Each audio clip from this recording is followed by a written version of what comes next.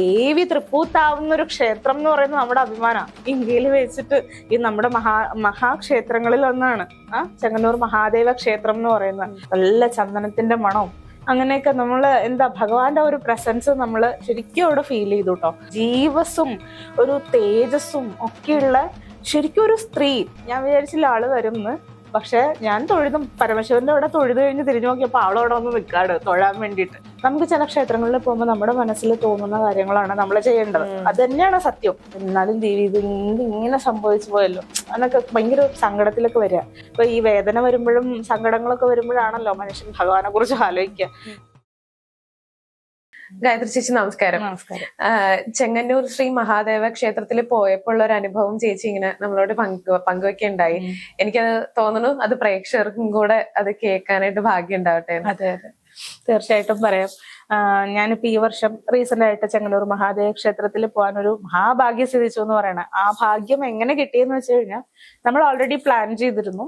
ട്രിവാൻഡ്രത്താണ് എന്റെ കുടുംബക്ഷേത്രവും അങ്ങനെയൊക്കെ. അപ്പൊ നമ്മള് പത്മനാഭസ്വാമി ക്ഷേത്രത്തിൽ പോകണം, കുടുംബക്ഷേത്രത്തിൽ പോകണം, അങ്ങനെ കുറച്ചൊരു നമ്പർ ഓഫ് ലിസ്റ്റ് ഇട്ടിട്ട് അവിടെയൊക്കെ പോകാൻ തീരുമാനിച്ചു. അപ്പൊ വണ്ടി ഏർലി മോർണിംഗ് സ്റ്റാർട്ട് ചെയ്തു. നമ്മൾ പോയിക്കൊണ്ടിരുന്നു കഴിഞ്ഞപ്പോഴത്തേക്ക് എനിക്ക് പെട്ടെന്ന് തോന്നി അമ്പലപ്പുഴ ശ്രീകൃഷ്ണസ്വാമി ക്ഷേത്രത്തിൽ പോകണം എന്ന്. അപ്പൊ വണ്ടി നിർത്തി ക്ഷേത്രത്തിൽ പോയി ഭഗവാനെ കണ്ടു, തൊഴുതു. നല്ല ചന്ദനത്തിന്റെ മണവും അങ്ങനെയൊക്കെ നമ്മള് എന്താ ഭഗവാന്റെ ഒരു പ്രസൻസ് നമ്മള് ശരിക്കും അവിടെ ഫീൽ ചെയ്തു കേട്ടോ.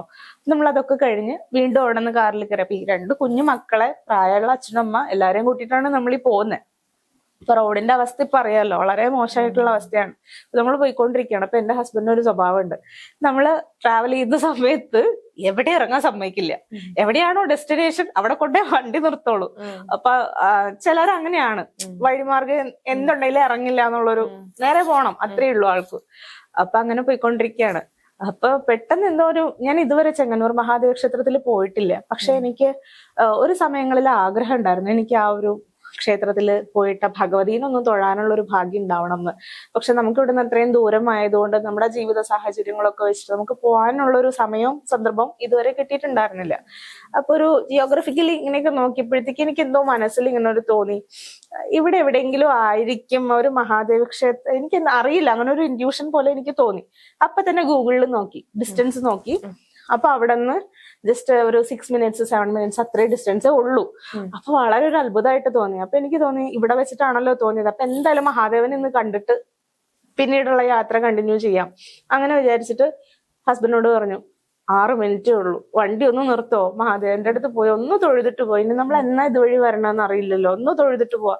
ഇല്ലില്ല പറ്റില്ല, അങ്ങനെ പറഞ്ഞു. ഞാൻ അടുത്ത വിദ്യ പ്രയോഗിച്ചു. ഞാൻ വിചാരിച്ചു, എനിക്ക് അത് ഇത്രയും വർഷം നമ്മൾ കാണുന്ന, നമുക്കറിയാം ആളുടെ സ്വഭാവം എന്താണെന്ന് പുല്ലുങ്ങില്ല. ഞാൻ എന്ത് ചെയ്തെന്നറിയാവോ, എനിക്ക് ആ ക്ഷേത്രത്തിനെ കുറിച്ച് പൂർണ്ണമായിട്ടൊന്നും അറിയില്ല.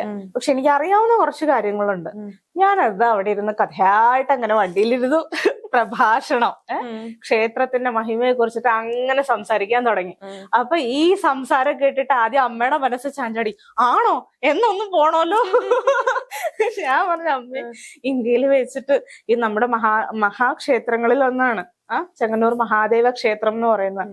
അപ്പൊ അവിടെ ദേവി തൃപ്പൂത്താവുന്ന ഒരു ക്ഷേത്രം എന്ന് പറയുന്നത് നമ്മുടെ അഭിമാനമാണ്. അപ്പൊ ദേവി തൃപ്പൂത്താവുന്ന ക്ഷേത്രമാണത്. അപ്പം ചോദിച്ചു അതെങ്ങനെയാ എന്നൊക്കെ ചോദിച്ചു. അപ്പൊ ഞാൻ ഇങ്ങനെ കഥ പറഞ്ഞുകൊണ്ടിരിക്കട്ടോ. പെണ്ണുങ്ങൾ ആദ്യം ഒന്ന് ചഞ്ചലപ്പെടുമല്ലോ. അപ്പൊ കഥ പറഞ്ഞ് ഞാൻ പറഞ്ഞു, ഇനി 2 മിനിറ്റും കൂടി ഉള്ളൂ കേട്ടോ, റോഡ് സൈഡിൽ തന്നെയാണ്, പോണ വഴി തന്നെയാണ്. ഇങ്ങനെ പറഞ്ഞ് ഒരു പ്രതീക്ഷ ഇല്ലായിരുന്നു. പക്ഷെ കഥയിൽ വീണു. ആള് വണ്ടി നിർത്തി തന്നു ഫ്രണ്ടില്. ഞങ്ങൾ ഓടി ഇറങ്ങി. ഞാൻ വിചാരിച്ചില്ല ആള് വരുമെന്ന്. പക്ഷെ ഞാൻ പരമശിവന്റെ അവിടെ തൊഴുത് കഴിഞ്ഞ് തിരിഞ്ഞു നോക്കിയപ്പോ ആളവിടെ വന്ന് നിൽക്കാട് തൊഴാൻ വേണ്ടിയിട്ട്. അതാണ് നമ്മൾ പറയുന്ന പ്രഭാഷണങ്ങളുടെ ഒരു ശക്തി എന്ന് പറയുന്നത്. അപ്പൊ ആൾക്കും തൊഴണം എന്നുള്ളൊരു ആഗ്രഹം വന്നു, മഹാദേവനെ കാണണം, ദേവിയെ കണ്ട് തൊഴണം എന്നൊക്കെ. അപ്പൊ മഹാദേവ ക്ഷേത്രങ്ങളിൽ നമ്മൾ പോയി കഴിഞ്ഞു കഴിഞ്ഞാൽ ആദ്യം ചെയ്യുന്നത് നമ്മൾ പിൻവിളക്ക് വെക്കാന്നുള്ളത്. അത് എന്താ പറയാ, നല്ലൊരു കാര്യം കൂടിയാണ് കേട്ടോ. അപ്പൊ എനിക്ക് അവിടെ ചെന്നപ്പോ, ഞാനിങ്ങനെ എല്ലാ ക്ഷേത്രങ്ങളിലും പോയി കഴിഞ്ഞാൽ വഴിപാടുകളെല്ലാം ഒന്നും ചെയ്യില്ല. നമുക്ക് ചില ക്ഷേത്രങ്ങളിൽ പോകുമ്പോൾ നമ്മുടെ മനസ്സിൽ തോന്നുന്ന കാര്യങ്ങളാണ് നമ്മൾ ചെയ്യേണ്ടത്. അത് തന്നെയാണ് സത്യം. അപ്പോ എനിക്ക് മനസ്സിൽ പെട്ടെന്ന് തോന്നി, പിൻവിളക്ക് വെക്കണം. പിന്നിൽ ആരാ ഇരിക്കുന്നത്? ഭഗവതിയാണ് ഇരിക്കുന്നത്. അപ്പൊ പിൻവിളക്ക് ചെയ്യണം എന്നുള്ളത്. അപ്പൊ പിൻവിളക്ക് അവിടെ ചെയ്യുന്ന വെളിച്ചെണ്ണയിലാണ് കേട്ടോ. നമ്മൾ വെളിയിൽ പോയിട്ട് വെളിച്ചെണ്ണ വാങ്ങിക്കൊണ്ട് വന്ന് സമർപ്പിക്കുകയാണ് ചെയ്യണേ. ഒഴിക്കാം നമുക്ക് ആ വിളക്കില്. അപ്പൊ അങ്ങനെ ഒഴിച്ചു. ദേവിനെ കണ്ടു, തൊഴാണ്. മനസ്സറിഞ്ഞ് കണ്ണൊക്കെ നിറഞ്ഞങ്ങനെ ഒഴുകാണ്. അത് ഹൃദയവും ആത്മാവൊക്കെ നിറഞ്ഞു ഒഴുകുക. കാരണം ദേവി എന്ന് പറയുന്നത് അത്ര തേജസ്സാണ് അവിടുത്തെ ദേവിനെ. കണ്ണു വെക്കാതിരിക്കട്ടെ ഭഗവാനെ. ഞാൻ ഈ ഗുരുവായൂരൊക്കെ പോകുമ്പോഴാണെങ്കിലും ഏത് ക്ഷേത്രങ്ങളിൽ പോയാലും ഞാൻ ജസ്റ്റ് ദൃഷ്ടി എടുക്കും, ദൃഷ്ടി വിടാതിരിക്കട്ടെ എന്ന് വിചാരിച്ചിട്ട്. അപ്പൊ അങ്ങനെ വരില്ല, എന്നാലും നമ്മുടെ മനസ്സിലുള്ള ഒരു മാതൃത്വം എന്താ അറിയില്ല, ഒരു സ്നേഹം, ആ ഒരു ഭാവമുള്ളത് കൊണ്ടിട്ടാണ്. അപ്പൊ ഞാനപ്പൊ തന്നെ ദേവീനെ ദൃഷ്ടിയൊക്കെ എടുക്കാണ്. അതിന്റെ ആവശ്യമില്ല, ആദിപരാശക്തിയാണ് ആയിരിക്കുന്നത്. എന്നാലും നമുക്ക് കണ്ടു കഴിഞ്ഞാൽ നമ്മുടെയൊക്കെ സ്കിന്നിലൊക്കെ തൊടുമ്പോഴുള്ള ഒരു നമുക്ക് ആ ഒരു ജീവനുള്ളൊരു ശരീരം എന്നൊക്കെ പറയില്ല, അതേപോലെ ജീവസും ഒരു തേജസ്സും ഒക്കെയുള്ള ശരിക്കും ഒരു സ്ത്രീ, അധികം ഏജൊന്നും ഇല്ലാത്ത ഒരു കുമാരി ഭാവത്തിലിരിക്കുന്ന ഒരു, അങ്ങനെ എനിക്ക് തോന്നിയത് അവിടെ ഇരിക്കുന്ന ആ ഒരു വിഗ്രഹം കണ്ടപ്പോ. എത്ര തേജസ്സാന്നറിയാവോ. വെള്ള വസ്ത്രമാണ് ദേവിക്ക് അവിടെ ഉടുപ്പിക്കാന്നാണ് കേട്ടിരിക്കുന്നത്. കാരണം ഭഗവതി തൃപ്പൂത്താവുമ്പോ അറിയണമല്ലോ, അതുകൊണ്ട് കളറുള്ള പട്ടുവസ്ത്രങ്ങൾ ഉടുപ്പിക്കാറില്ല എന്നാണ് കേട്ടറിവ്. അപ്പോ ദേവി അവിടെ ഉടുത്തിരിക്കുന്ന ഒരു സെറ്റ് സാരി പോലെ, അങ്ങനെ നല്ല ഭംഗിയുള്ള, എത്ര വർണ്ണിച്ചാലും നമുക്ക് ആ ഒരു സൗന്ദര്യം എന്ന് പറയുന്നത് നമുക്കത് എത്ര വർണ്ണിച്ചാലും തീരില്ല, അത്ര ഭംഗിയാണ് കാണാൻ. ആ ഒരു നമ്മുടെ കണ്ണും മനസ്സും ആത്മാവും ഒക്കെ നിറഞ്ഞൊഴുകി പ്രാർത്ഥിക്കുകയാണ് ഭഗവതിയോട്. പ്രാർത്ഥിച്ച് പ്രാർത്ഥനകളൊക്കെ കഴിഞ്ഞു നമ്മള് വണ്ടിയിൽ കയറി നമ്മൾ യാത്ര പുറപ്പെടാണ്. വണ്ടി എടുത്ത് കുറച്ച് ദൂരമായിട്ടുള്ളൂ, എനിക്ക് ഭയങ്കര വേദന, അടിവേറ് വേദന, കലശലായിട്ടുള്ള വേദന എന്ന് വെച്ചാൽ എല്ലാ മാസവും പീരിയഡ്സ് ആകുമ്പോഴത്തേക്കും അങ്ങനെ ഒരു വേദന പതിവാ.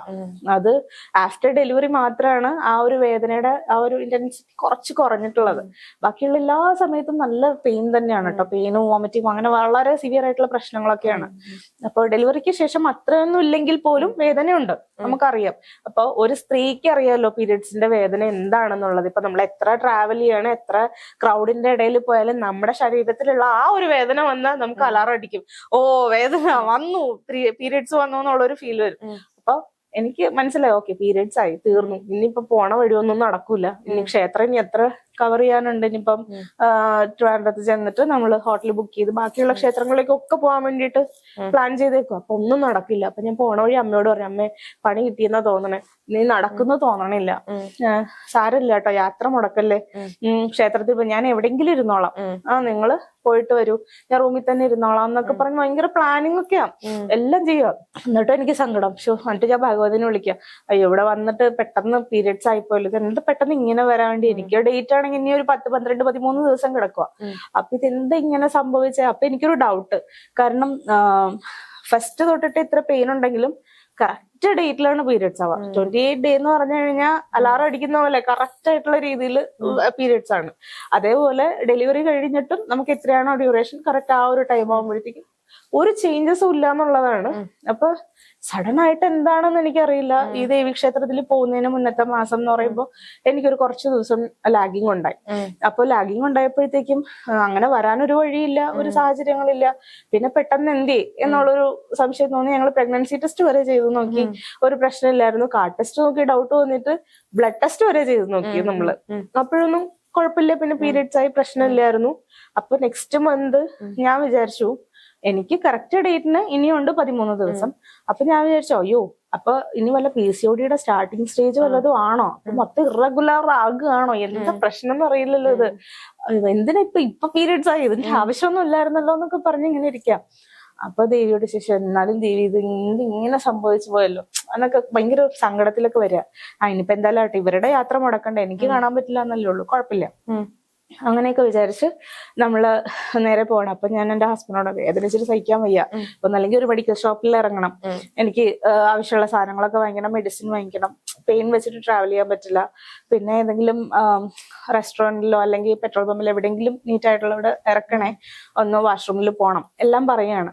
അപ്പം അടുത്ത് തന്നെ ഒരു വിത്തിൻ 5 minutes 7 minutes ഒരു പെട്രോൾ പമ്പിൽ നിർത്തി. അപ്പൊ ഞങ്ങള് ജസ്റ്റ് പോവാണ്. ഒന്നുമില്ല, ഒരു കുഴപ്പമില്ല, പീരിയഡ്സ് ആയിട്ടില്ല. എന്താണപ്പൊ വേദന? പീരിയഡ്സിന്റെ വേദന. എന്തേത് വേദന? അപ്പൊ പീരിയഡ്സ് ആയിട്ടില്ല. ഭയങ്കര സന്തോഷ. തിരിച്ചു വണ്ടിയിൽ കയറി വന്നു, കുഴപ്പമൊന്നുമില്ല, ഹാപ്പി ആയിട്ട് പിന്നെയുള്ള യാത്ര തുടരുകയാണ്. കുറച്ച് നിമിഷം കൂടി വേദന ഉണ്ടായിരുന്നു. അപ്പൊ ഞാനിങ്ങനെ ഗായത്രി മന്ത്രമൊക്കെ ഇങ്ങനെ ജപിച്ചുകൊണ്ടിരിക്കുകയാണ് കേട്ടോ. പീരിയഡ്സ് ആയിട്ടില്ലല്ലോ, അപ്പൊ പെയിൻ മാറണമല്ലോ. ഇപ്പൊ ഈ വേദന വരുമ്പോഴും സങ്കടങ്ങളൊക്കെ വരുമ്പോഴാണല്ലോ മനുഷ്യൻ ഭഗവാനെ കുറിച്ച് ആലോചിക്കുക.